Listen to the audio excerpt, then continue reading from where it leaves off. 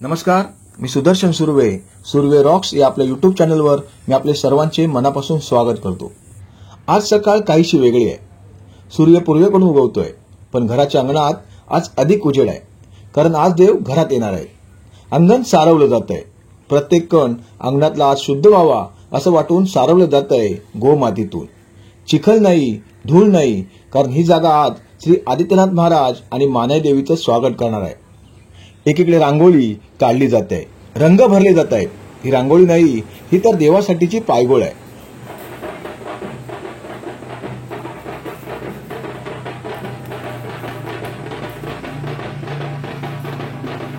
दरवाजावर नवीन तोरण लागलंय.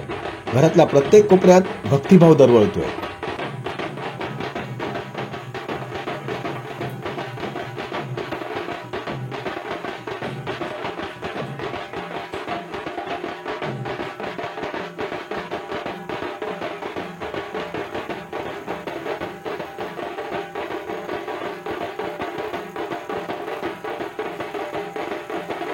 घरासमोर गर्दी जमलेली आहे. सगळ्यांचे डोळे एका दिशेला खेळले आणि तेवढ्यात पालखी आली. दरवाजात उभा राहतो माझा देव माझ्या अंगणात.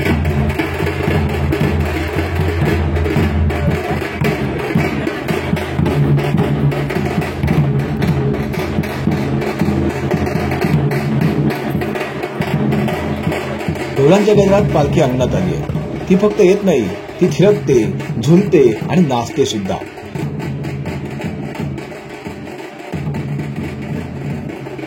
दारात पोहोचल्यावर जणू देव स्वतः नृत्य करत घरातल्या प्रत्येकाला आशीर्वाद देत आहे. पालखीचं नाचणं म्हणजे केवळ कौशल्य नव्हे, ती एक भक्तीची भाषा आहे. खांद्यावर असलेली पालखी तिचं डौलदार नर्तन कधी डावीकडे झुकते, कधी उजवीकडे थिरकते, क्षणभर स्तब्ध होते आणि पुन्हा नाचते. जणू आकाशाला गवसणी घालणाऱ्या सध्याची होडी. अंगणात काही क्षणापूर्वीच जणू स्वर्ग उतरला होता.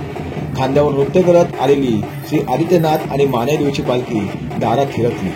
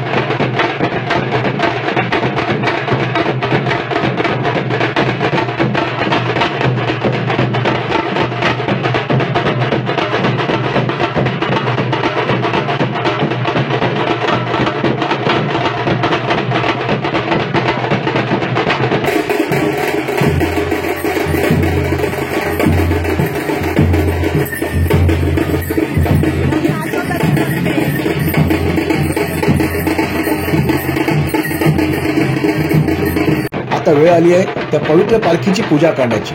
कुंकू, फुलं, हळदी कुंकवाचं शुभचिन्ह लावलं जातं पालखीवर। तर देवाचं स्वागत नव्हे तर देवासोबत आपुलकीचं बंधन घट्ट केलं जात आहे। आणि त्या भक्तीच्या नाजूक लाटांमध्ये पालखी हळूहळू घरात प्रवेश करते। त्या क्षणी घर मंदिर होतं। दरवाजातून देव आत येतो आणि वाटतं आज हे घर नाही, हे तर माझं आयुष्य पवित्र झालंय। समय पेटलेली अगरबत्तीचा धूर दरवळतोय। पूजा थाळीत फुलं ठेवली आहेत, लहानग्याने हात जोडले आणि सर्वजण नतमस्तक।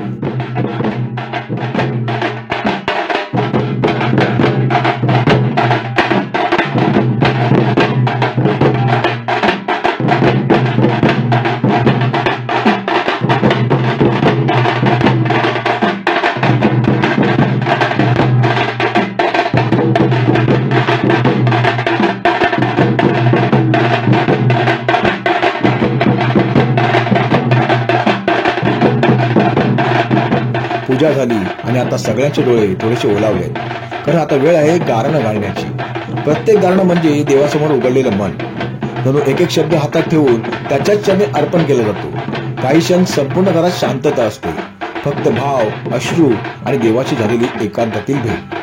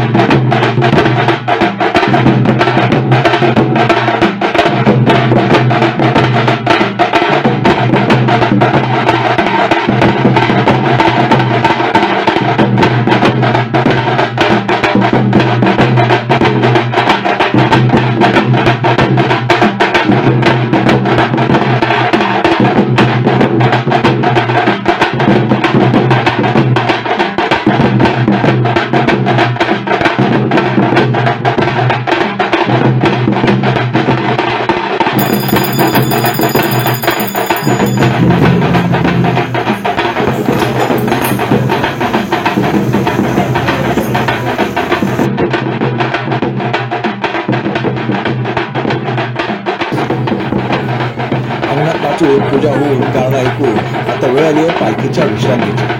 ही आदित्यनाथ आणि मानाईदेवीची पालखी खुटावर बसवली जाते। ती क्षणभर थांबते, पण आजूबाजूच्या वातावरणातील भक्ती आपल्या अंगावर येत थोडी विश्रांती देते।